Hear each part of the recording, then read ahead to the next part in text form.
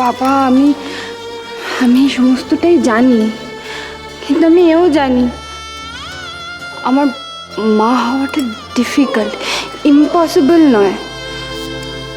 আমি শুধু কোনো ব্যর্থ আশায় বাঁচতে চাই না বাবা। আমি শুধু সত্যিটা একবার জেনে নিতে চাই, হ্যাঁ কিংবা না, ইয়েস অর নো, হোয়াটএভার।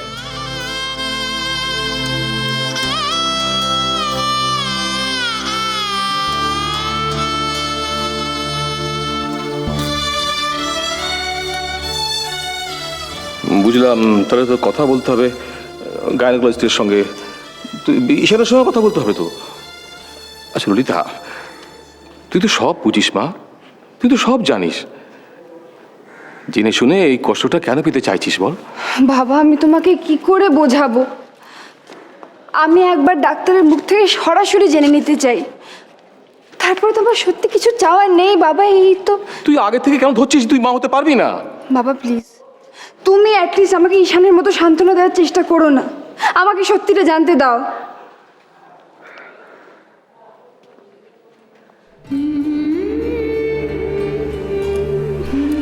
মা যখন এই চিঠিটা লিখেছিল তখন মা কখনো স্বপ্নেও ভাবেনি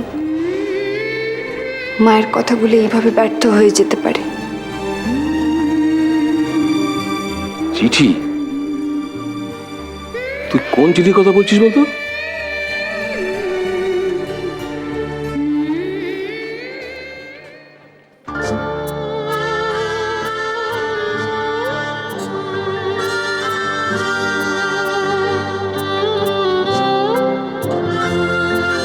ললিতা, এই চিঠিটা তোর কাছে রেখে দে মা, এতে তোর মায়ের আশীর্বাদ আছে। আমি কথা বলবো, আমি কালকে ঈশানের সঙ্গে কথা বলবো। বাবা জান, ঈশান আমাকে এত ভালোবাসে যে আমার কষ্ট হবে এমন কোনো কথাই ওর মনে স্থান পাবে না। কিন্তু আমি মা হতে চাই বাবা, নিজের জন্যে, নিজের জন্যে মা হতে চাই। তুমি জানো মা যেরকম চিঠিতে লিখেছে, সর্দি পাই না নিজের ভেতরে ঠিক সেরকম ফিল করছে, ফিল করতে পারছে বাচ্চাটা কখন কখন ঘুমোচ্ছে, কখনো খিদে পাচ্ছে, কখনো দুঃখ হচ্ছে, কাজ সমস্তটা আমিও ফিল করতে চাই বাবা। আমিও নিজের সন্তান নিজের ভেতর চাই, আমিও মা হতে চাই বাবা, মা হতে চাই।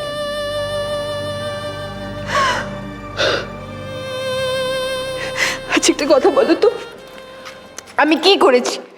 আমি কি অন্যায় করেছি বাবা? আমি কি করেছিলাম যে ভগবান আমার সাথে এরকম করলে? বলো না, আমি কি করেছি? কি করেছি আমি? না, এইভাবে ভেঙে পড়িস না। এই ললিতা, এইভাবে ভেঙে পড়িস না।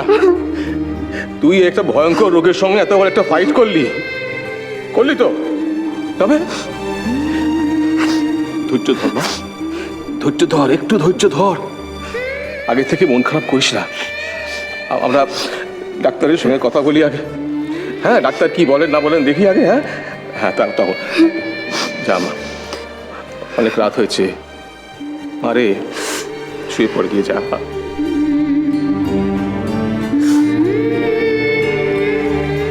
রীতা,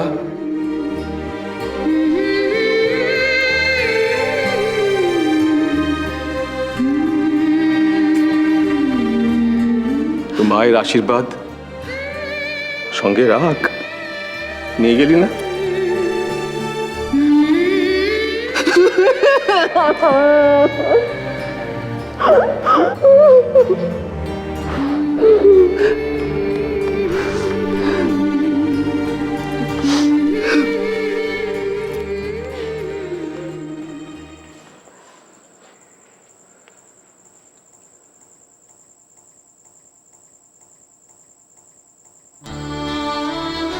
বিদিশা, আমি এখন কি করি বলো তো?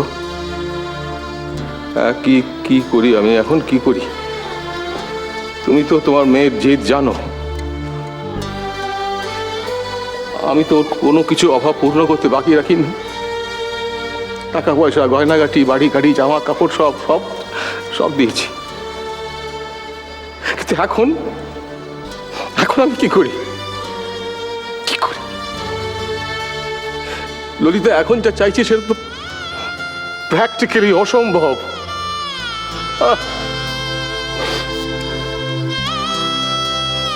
চোখের সামনে মেয়েটাকে এত কষ্ট পেতে দেখে আমি সহ্য করতে পারি।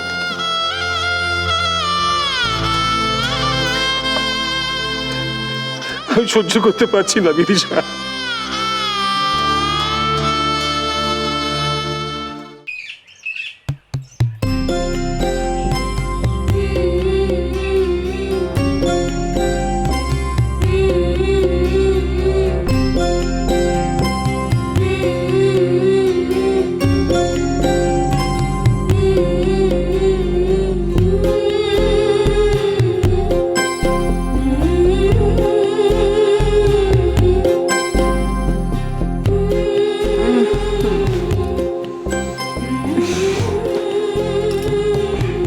ললিতা, এই ললিতা, ললিতা ওঠো, সকাল হয়ে গেছে।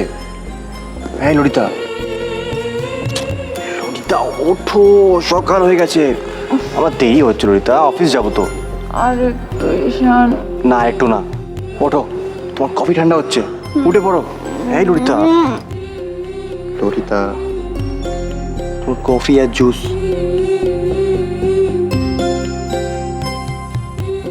আমার,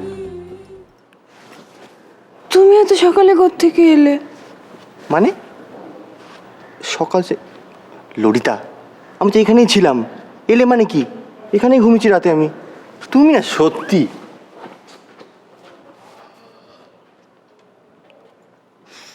এই না, তুমি এখানে ঘুমোন বললেই হলো, এখানে ছিলে। কোত্থেকে এলে তুমি? তুমি সব ভুলে গেছো, তুমি সব ভুলে গেছো। কাল রাতে কত বায়না করছিলে, তুমি সব ভুলে গেছো। আমি আমি বায়না করছিলাম? হ্যাঁ, বায়না করছিলে। ঈশান আমায় আদর করো, ঈশান আমায় আদর করো, প্লিজ আদর করো। মনে নেই? ও হ্যাঁ, ঠিক, আমি তো বায়না করছিলাম। মিথ্যুক, শুধু মিথ্যে কথা, শুধু মিথ্যে কথা বল।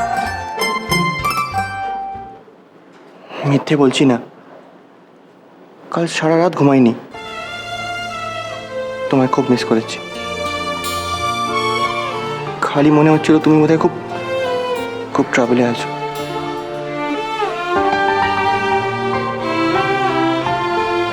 ললিতা, কাল তোমার কি হয়েছিল?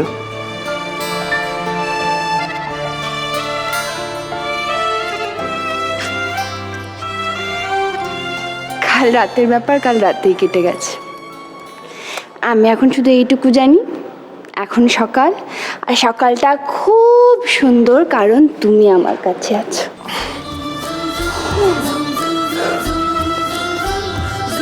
তোমার কফি আর জুস খাবে না? নিকুচি করেছি কফির জুস। এদিকে এসো তো, এসো, আমায় আদর করো।